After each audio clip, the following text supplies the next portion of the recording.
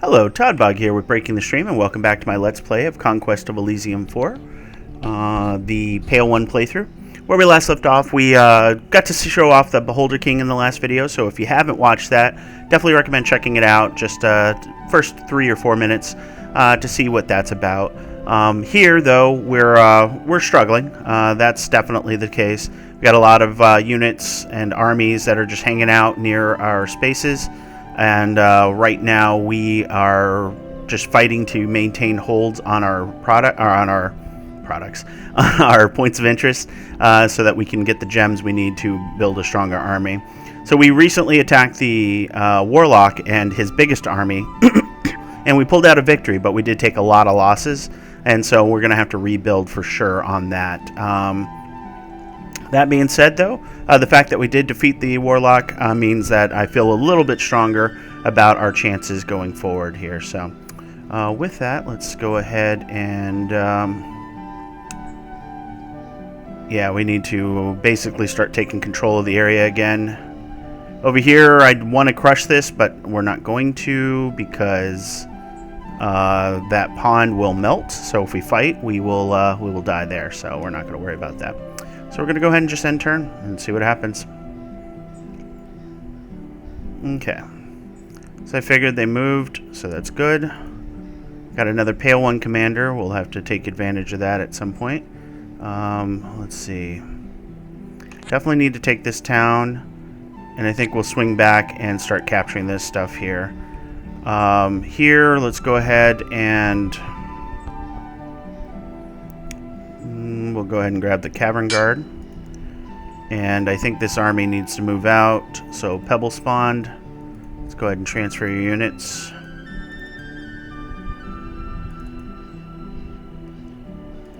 And let's go ahead and kill this guy off.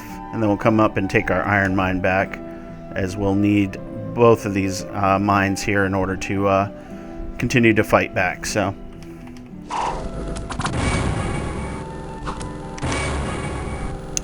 those centaurs just really hit hard. Why are they getting a +4? Is it because of the... yeah, 1 to 4. Yeah, they're getting plus because of their berserker. That's crazy. Alright, well, either way, we're going to win. We're just going to lose a few of our big guys. Jeebus. Those centaur are just way too powerful. Okay, good. Fight. Continue fighting. Alright, we got a hurler, so we're going to have to pick that guy up for sure. We're going to head here. We want to grab this gem deposit. What are you? Just a... well, we can't tell because you're on a jungle, which hides you. So we'll go ahead and grab that. Oh, that's not great. 63 units with Leos. Yeah, I doubt we'll have a chance to win with that, but we'll see if they even attack. So let's go ahead and grab that ancient hurler, and that's all we can do right now.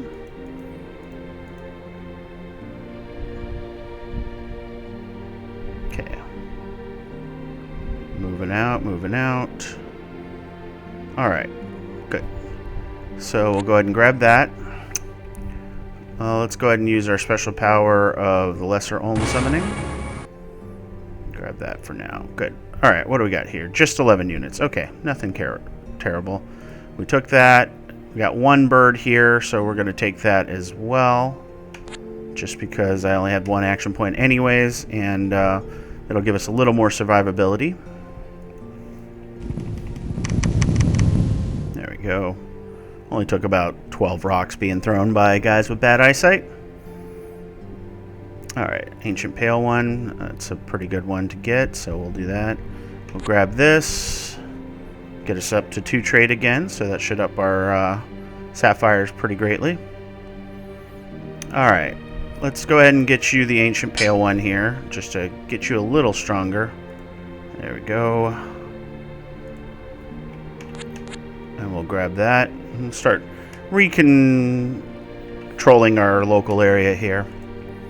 It's going to be slow going for sure. Yeah, that guy's coming up to take probably the mine, more than likely, but alright.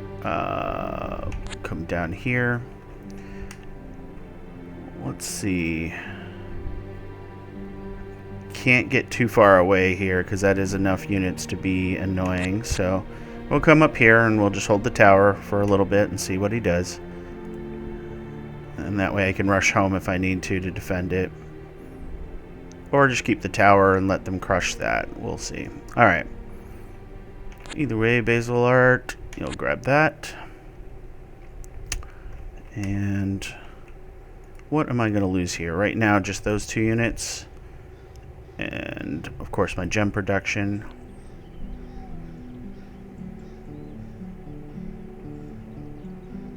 Let's see. This lake is very inconvenient for my movements here. Which one do I want to lose? The tower or... I'd rather lose the tower at this point, so I just have to do it like that.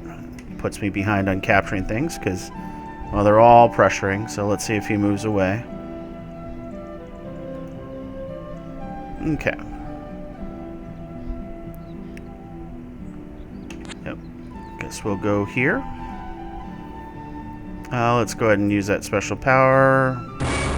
Grab another ohm. Starting to build up those ohms, so the senator is going to have a hard time fighting me for sure.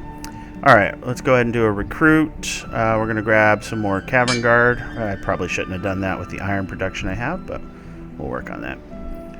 Cavern guard are very useful though, so we'll grab those. We'll grab you, and we'll wait and see what happens here. Oh, end turn. Yep, they're working together, as always. I want them to fight. That's what I really want. Alright. It's slow going. I hate having that slow army, but that's all we can do. Let's see. He's here, so he could come back and crush us. And since recruit-wise, we only have the 1. Just transfer that ancient hurler and stick it out.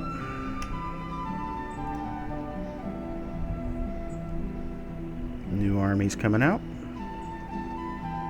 Okay, ancient pale one. Alright, at this point we're going to come across the mountains, probably over here. Okay, good.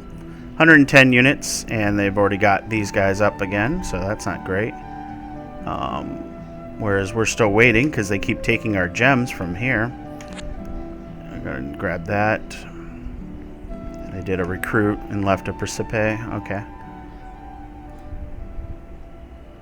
And, yep, this will probably be the end of us. These centaur are just way too powerful for us. I don't know why. But, well, let's find out.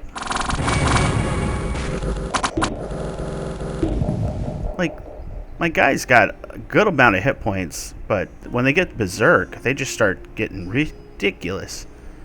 +1 strength is all it gives, but they're up to strength 9 now, so I don't know where they're getting their extra strength. Let's see. These are unhurt. So these guys are strength 7, so they're getting 2 strength somehow out of being berserk.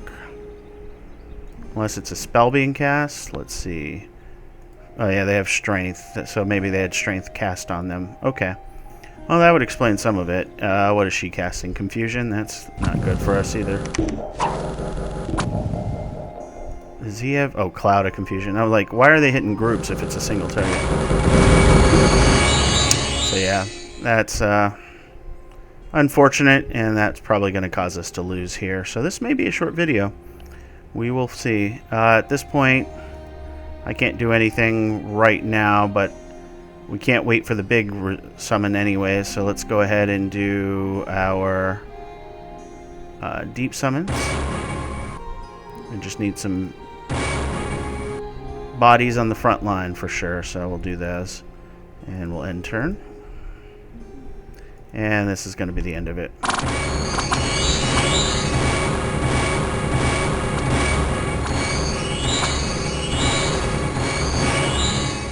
Man, okay.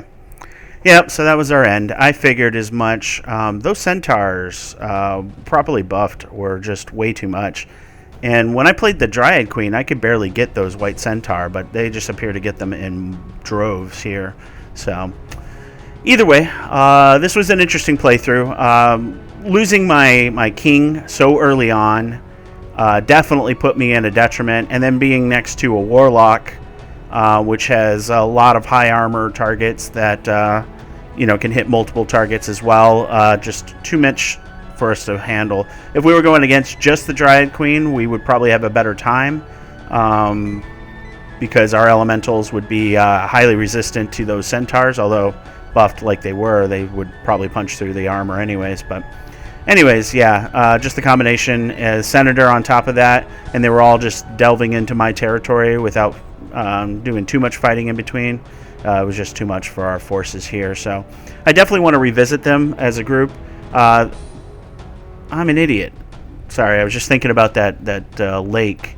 My entire army is amphibious, so I could have walked across that lake no problem. But, okay, well, regardless. Anyway, so let's go ahead and view our score graphs here. And as you can see, typically when you have a Senator, they just start running away with it, and that's pretty much the case here. As you can see, I'm just right here in the middle, and you can see the drops where I lost armies.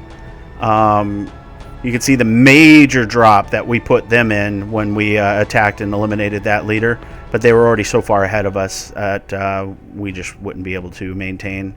The Necromancer ended up getting cut off here.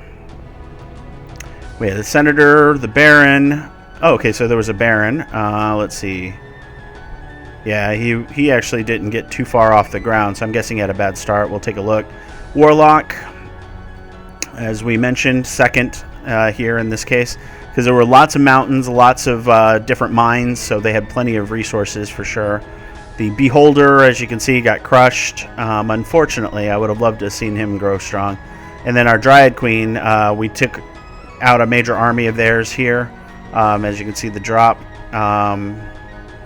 or maybe somebody else took them out. I'm just looking to see if there are any requisite drops for anybody else. But anyways, they took a major drop here, and then of course us. So Citadels owned, as you can see, our Senators just run away with it. Just a ridiculous number of Citadels. I'm trying to think, because the Beholder didn't have a Citadel. So he must have taken out the Necromancer and then just gotten a bunch of towers and stuff. And cities. Admittedly, he would be really good at taking out the cities because he gets hordes of decent quality troops with large shields that can definitely hold off crossbowmen that are sitting on the walls. So that's Citadel's gold production. As you can see, we actually weren't doing too bad in gold production all told, but it all fluctuated with our mines. If we could hold on to the mines, and the Warlock kept fighting us for those. So actually for gold production, we were doing okay. Iron production, you'll see the same thing. At one point, I was almost in the lead. I was in the lead briefly for the beginning, and then here because I took over so many mines. But yeah, that just wasn't to be. Herbal income, as you can see, for Beholder and Dryad Queen, they were about the same. Nobody had fungus or sacrifices. Then we have Hands of Glory income here. Weed income, gem income here.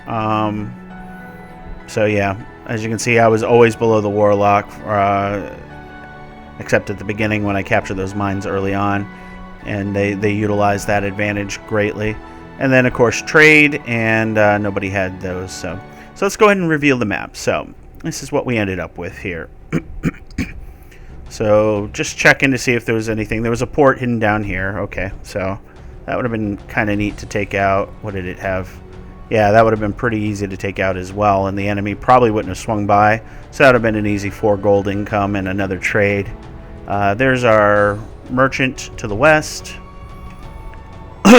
Yeah, these mines here, if we could have kept control of these 4 mines, we would have been in much better shape, but they just kept taking them. And they could, because they had just armies and upon armies. Where's that Citadel? That's just a ridiculous number of archers. You see that with anybody who can hire normal human troops and do summons in the field.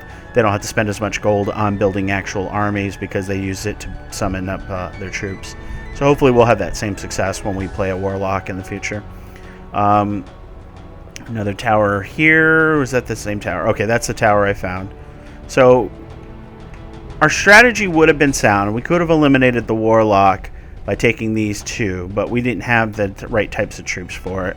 Although the Ohms were coming along, those would do a lot of damage to these groups here for sure. So, so yeah, once that had buffed up. Over here is... That's a Dark Citadel, isn't it? So if that's a Dark Citadel, then that means... Let me think. Was this where our Necromancer started? Where's their... Okay, that's where they started. So yeah, this is the territory for the Baron. Or, I'm sorry, the Senator. And you can see they're already building up large defenses. It would have been tough to crack all of these with the ballistas and everything like that. And they had a number of different armies. It's interesting seeing an augur out leading an army because they're so useful at home. Light blue.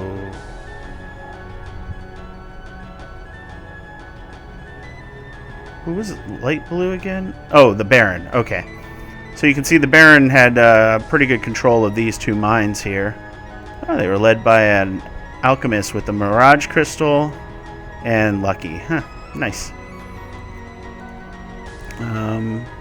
So yeah, this is where the Baron started. And it looks like they were being encroached upon by the Senator as well. But yeah, they had pretty good defenses, so they weren't going to be dislodged. They were just going to be overwhelmed eventually.